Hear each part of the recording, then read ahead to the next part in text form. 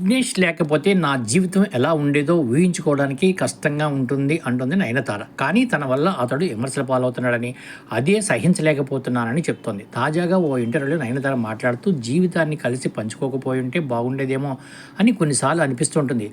తనను ఈ రిలేషన్షిప్లోకి లాగినందుకు గిల్టీగా అనిపిస్తుంది. ఇప్పటికీ అలాగే ఫీల్ అవుతున్నాను. మా రిలేషన్లో నేనే మొదటి అడుగు వేశాను. నేనే గనక అతడి జీవితంలో లేకపోయి ఉంటే అతడి ప్రతిభను గుర్తించేవారు. డైరెక్టర్గా, రచయితగా, గేయ రచయితగా తనకు క్రెడిట్ ఇచ్చేవారు. విఘ్నేష్ మంచి మనసున్న వ్యక్తి. ఇక్కడ మీరు ప్రేమను ఎంచుకోవాలి తప్ప విజయాలను, డబ్బును, లగ్జరీని కాదు. అప్పుడే మీరు మరింత ప్రేమలో పడతారు. విఘ్నేష్ నాకంటే ఆలస్యంగా కెరీర్ ప్రారంభించాడు. నేను అతడి కంటే సీనియర్ని. అతడు వరుస బ్లాక్ బస్టర్స్ ఇవ్వలేదనేమో కానీ తన సినిమాలు ఆలస్యంగా వస్తున్నాయనో కానీ విఘ్నేష్ని చాలామంది ట్రోల్ చేస్తుంటారు. నేను ఆల్రెడీ సక్సెస్ అయిపోయి నాకంటూ ఒక స్థానాన్ని సంపాదించుకున్నా. అతడు ఇంకా తన స్థానం సంపాదించుకునే పనిలో ఉన్నాడు. అందుకనేమో అతడిపై ఎక్కువ ద్వేషం, చులకన అని నయనతార చెప్పుకొచ్చింది.